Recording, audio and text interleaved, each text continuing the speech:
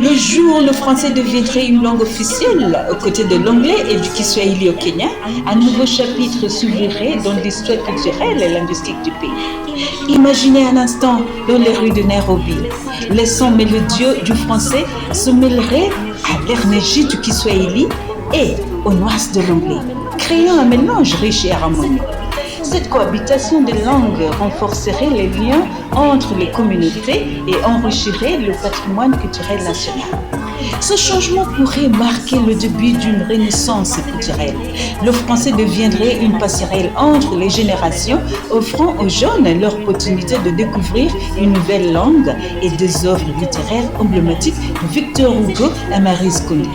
Cette exploration ouvrirait des horizons sur des thèmes universels comme la solidarité, l'identité et la résistance.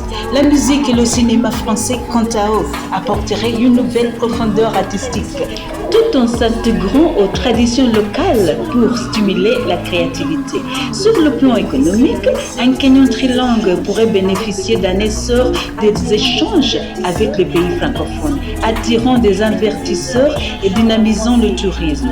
Des visiteurs échangeant en français tout en explorant des lieux emblématiques comme le Masai Mara contribueraient à une dynamique profitable aux entreprises locales.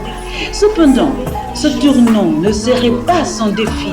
Préserver la richesse des langues locales tout en intégrant le français nécessiterait un équilibre délicat. Mais cette diversité pourrait aussi devenir une force, générant une société plus unie et respectueuse des différences. Ainsi, l'introduction du français comme langue officielle irait bien au-delà de l'ajout d'un idiome.